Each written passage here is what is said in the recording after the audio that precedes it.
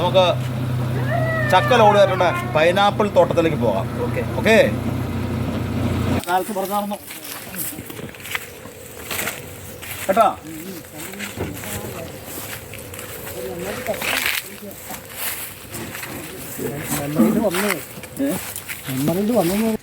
നമ്മൾ നോർമലായിട്ട് ഇങ്ങനെയുള്ള സംഭവം ജിംസേട്ടൻ ഇരിക്കട്ടെ. ഏതായാലും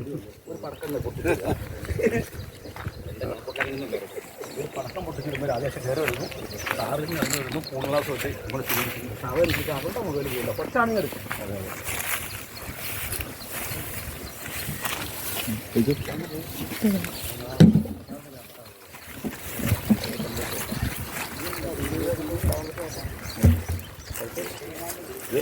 റംസാൻ്റെ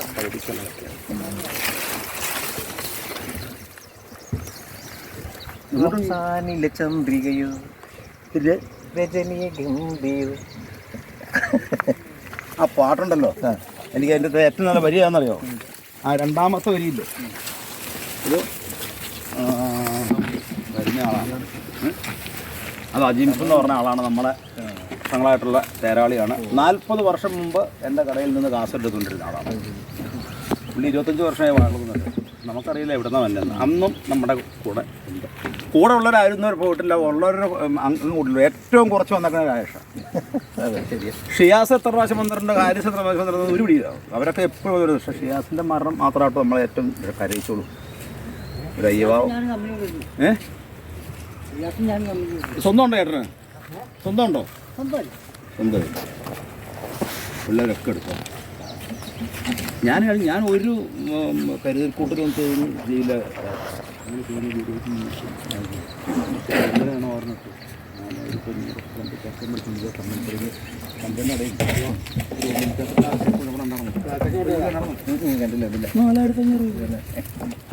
നമുക്ക് കടലാസ് വന്നുള്ളൂ. ഒരു സന്തോഷ വാർത്ത പറയാൻ ആഗ്രഹിക്കുകയാണ്. ഇതാണ് രാജേഷ് കോട്ടപ്പടി, സുപ്രസിദ്ധ സീരിയൽ താരവും ഒരു 25-ൽ പരം സിനിമകളിലും സ്വന്തമായിട്ട് ടെലിഫിലിമുകളും സംവിധാനം ചെയ്യുന്ന MG ശ്രീകുമാറിന് പകരം ഇന്ന് കേരളത്തിലുള്ള ഏക വ്യക്തിയാണ് ശ്രീ രാജേഷ് കോട്ടപ്പടി.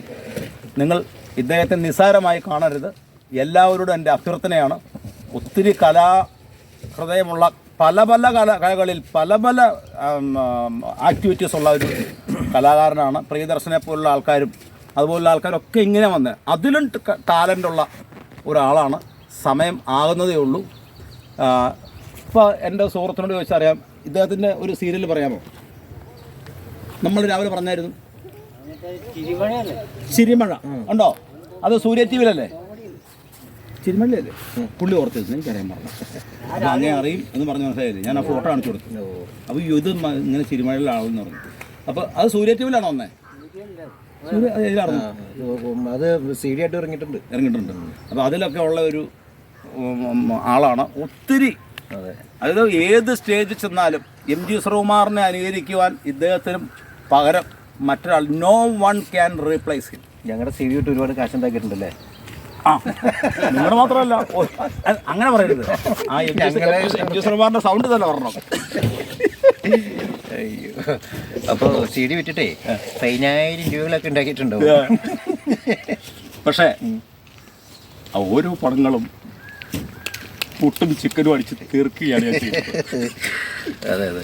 ഇങ്ങനെ സാൻചേട്ടൻ്റെ ഒരു നല്ല ഒരു സുഹൃത്താണ്. എല്ലാ കലാകാരന്മാരെയും എല്ലാവരും ഇഷ്ടപ്പെടുന്ന ഒരാളാണ്. ഞാൻ അദ്ദേഹത്തിന് മൂവാറ്റൊരു CD ഒരു കടയിൽ ഒരു ഷോപ്പുണ്ടായിരുന്നു, ഒരു വലിയ ഷോപ്പ് തന്നെയായിരുന്നു. അവിടെ പലവട്ടം എൻ്റെ ഗുരുനാഥന്മാരോടൊപ്പം ഞാൻ പോയിട്ടുണ്ട്. ഷിയാസിക്ക അതുപോലുള്ള ആളുകളോടൊക്കെ ഇപ്പോൾ ഞങ്ങളോട് പോയിട്ടുണ്ട്, സംസാരിച്ചിട്ടുണ്ട്. ഞങ്ങളുടെ CD ഒക്കെ അവിടെ വരുമ്പോൾ ഞങ്ങളത് അവിടെ ഇരുന്ന് കാണാറുണ്ട്. അപ്പോൾ അന്ന് തുടങ്ങിയ ബന്ധമാണ് സാൻചേട്ടനായിട്ടുള്ളത്. സാൻചേട്ടൻ ഇവിടെ നാട്ടുകാർ വിളിക്കുന്ന പേര് വേറൊരു പേരാണ്, മജ്നു എന്നാണ്. പക്ഷേ ഇതിൻ്റെ അകത്ത് മറ്റൊരു കാര്യം കേൾക്കണോ? നമ്മുടെ കട ഉദ്ഘാടനം ചെയ്തത് ഹരിസ് റെസ്റ്റോറൻ്റാണ്. എനിക്കറിയാം. അന്ന് ദിലീപ് സ്റ്റാർ ആയിട്ടില്ല. ദിലീപിനെ കൊണ്ടുവന്നോ ഹരിസ് റെസ്റ്റോറൻറ്റ് വേണോ എന്ന് ചോദിച്ചപ്പോൾ ഞാൻ പറഞ്ഞു, അനിയത്തിപ്രാവ് കത്തി നിൽക്കുന്ന സമയത്താണ് ഞാൻ കട ഉദ്ഘാടനം ചെയ്യുന്നത്. അന്ന് ഹരിശ്രീ ഇനി പറയുമ്പോൾ അല്പം ദുഃഖവുമാകാം. ഉദ്ഘാടനം ചെയ്യാൻ വന്നു കഴിഞ്ഞപ്പോൾ കമാൽ എന്ന് പറയുന്ന കമ്പനിപ്പടിക്കുള്ള കുഞ്ഞുഞ്ഞ എന്ന് പറയുന്ന ഒരു വലിയൊരു കോടീശ്വരൻ്റെ മകനായ കമാൽ ഉണ്ടായിരുന്നു. ഏതോ സാഹചര്യത്തിൽ ഉദ്ഘാടനത്തിൻ്റെ എല്ലാ ഘട്ടവും കഴിഞ്ഞപ്പോൾ പൈസ തീർന്നു. പൈസ തീർന്ന് ഹരിശ്രീ വരുമ്പോൾ എന്തെങ്കിലും കൊടുക്കണ്ടേ. അപ്പം മിനിമം ഒരു 10-25,000 രൂപ കൊടുക്കണം എന്നുള്ള വിഷമത്തോടെ ഞാൻ നിൽക്കുവാണ്. ആ നിൽക്കുന്ന അവസരത്തിൽ പെട്ടെന്ന് വന്നിട്ട് മൈക്ക് സെറ്റുകാരും ബാക്കി ആൾക്കാരും വന്നിട്ട് പൈസ തരുന്ന ആരോ പാര വെച്ചു. സാമ്പത്തികം കുറവാണെന്ന് പറഞ്ഞ് എനിക്കിട്ട് പാര വെച്ചു. അതിനാ പൈസ മേടിച്ചുകൊണ്ട് പോയി. അപ്പോൾ കമാൽ എന്ന് പറയുന്ന കമ്പനിപ്പടിക്കുള്ള അദ്ദേഹം എന്നെ വിളിച്ചു. എന്നോട് സാജ പോകും ഹരിശ്രീ ഇപ്പോൾ വരും കമാലിക്ക, എൻ്റെ 10 വയസ്സില്ലാന്ന് പറഞ്ഞു. ഇത്തരം കാര്യത്തിലാണ് നീ വിഷമിക്കണേ. 3 പകലും 3 രാത്രിയും മൂവാറ്റ സയാന ബാറിൻ്റെ 6-ാം നമ്പർ മുറിക്കകത്ത് ശ്രീധർജിന്ന് മാനേജറാണ്. ആ മുറിക്കകത്ത് എനിക്ക് ചിലവ് ചെയ്ത് എന്നെ സംരക്ഷിച്ച് ഒന്നിച്ച് ഒരു മുറി കിടന്നിട്ടാണ് ഹരിശ്രീ 2 ദിവസത്തെ ഷൂട്ടിങ് മതിയായി നിർത്തി വെച്ചിട്ടാണ് വന്ന് കിടന്നിട്ട് പോയത്. പോയപ്പോൾ പുള്ളിക്കൊരു വെള്ള അംബാസഡർ കാറാണ് വന്നത്. ആ അംബാസഡർ കാറിൻ്റെ ഡിക്കിയിൽ അന്നുകൊണ്ട് എനിക്ക് പൈനാപ്പിൾ. ഹരിശ്രീ സെവൻ എപ്പോഴും കാണുമ്പോൾ സാധൻ മൂവാറ്റോട് അറിയുന്ന വെച്ചാൽ പറഞ്ഞു തരും. പുള്ളി ഒരിക്കലും മറക്കാത്ത ഒരു മുഖമാണ്. ഞാൻ പട്ടണി കിടന്നാണ് സാജ വളർന്നതെന്നാണ്. എനിക്ക് നിൻ്റെ കണ്ണീര് മനസ്സിലാവും, നിൻ്റെ വിഷം മനസ്സിലാവും, നീ രക്ഷപ്പെടാന്ന് പറഞ്ഞു. അത് അശോകൻ ചേട്ടനെ വെച്ചിട്ട് ഒരു സിനിമ എഴുതാനുള്ള ഭാഗ്യം എനിക്ക് കിട്ടിയിട്ടുണ്ട്. കുലുക്കി സർബത്ത് എന്ന് പറഞ്ഞ സിനിമയിലെ തിരക്കഥാകൃത്തും സംഭാഷണവും ഞാനാണ്. അദ്ദേഹത്തെ കാണാൻ ആ സമയത്ത് എന്നെ ഒന്ന് വിളിക്കുവാണെങ്കിൽ ഞാൻ എൻ്റെ എല്ലാ വർക്കുകളും മാറ്റിവെച്ചു.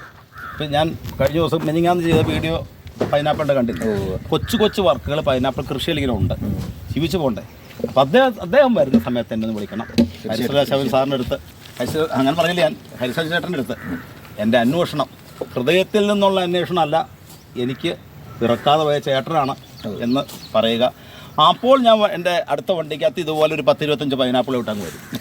അദ്ദേഹത്തിന് ഇനിയും കൊടുക്കും. വീണ്ടും കണ്ടുമുട്ടുന്നത് ഒരു പൈനാപ്പിൾ, പോയതും പൈനാപ്പിളിലാണ്, വരുന്നതും പൈനാപ്പിളിലായിക്കോട്ടെ. അപ്പോൾ രാജേഷ് അത് മറക്കരുത് തീർച്ചയായിട്ടും കേട്ടോ. അപ്പോൾ എല്ലാവരും രാജേഷിൻ്റെ പ്രോഗ്രാം കാണണം.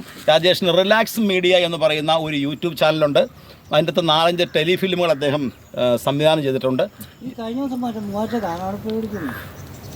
മൂവാറ്റുപുഴ വന്നിട്ടുണ്ടായിരുന്നില്ല, ഞാൻ ഈ അടുത്തിടെ വന്നിട്ടില്ല. മൂവാറ്റുപുഴ വന്നിട്ട് പ്രോഗ്രാം ചെയ്തിട്ടുണ്ട്, പക്ഷേ വന്നിട്ടുണ്ടായില്ല. എന്തായാലും ഈ അദ്ദേഹത്തിൻ്റെ റിലാക്സ് മീഡിയ എന്ന് പറയുന്ന ആ യൂട്യൂബ് ചാനൽ എല്ലാവരും സബ്സ്ക്രൈബ് ചെയ്യണം. ഒരു തലക്കനമില്ലാത്ത ആളെന്ന് മാത്രമല്ല, വളരെ വിരളമായേ ഞാൻ കണ്ടിട്ടുള്ളൂ. എങ്കിലും രാവിലെ ചക്ക ഉണ്ടോ സാധാ വീട്ടിലിരിക്കണമെന്ന് ഞാൻ ഞെട്ടിപ്പോയി. പുള്ളി സഡൻ 35 കിലോമീറ്റർ ദൂരത്തു നിന്ന് വണ്ടി ഓടിച്ചെത്തിയിരിക്കുകയാണ്. എന്തായാലും എല്ലാവർക്കും അദ്ദേഹത്തിന് വേണ്ടി എല്ലാവർക്കും വേണ്ടി ഹായ്. ഹായ്.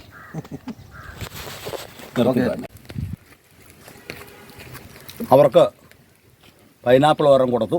ചെറിയ പൈനാപ്പിളിലാണ് സ്വാദെന്ന് ഞാൻ പലവട്ടം പറഞ്ഞു. പക്ഷേ ചെറിയ പൈനാപ്പിൾ പലർക്കും വിഷമമാണ്.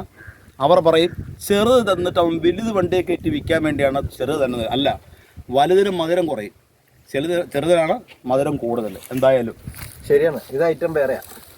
ഞാൻ പറഞ്ഞ സത്യമാണോ? കഴിച്ചു നോക്കിയേ, കഴിച്ചു നോക്കും. നിങ്ങൾ ഒത്തിരി പൈനാപ്പിൾ കഴിക്കണല്ലേ? പക്ഷേ ഇത് ഞാൻ അശോകൻ ചേട്ടൻ ധർമ്മചേട്ടൻ കുലുക്കി സർബത്ത് ലൊക്കേഷൻ. ഇപ്പോൾ ഷൂട്ട് തുടങ്ങിയോ?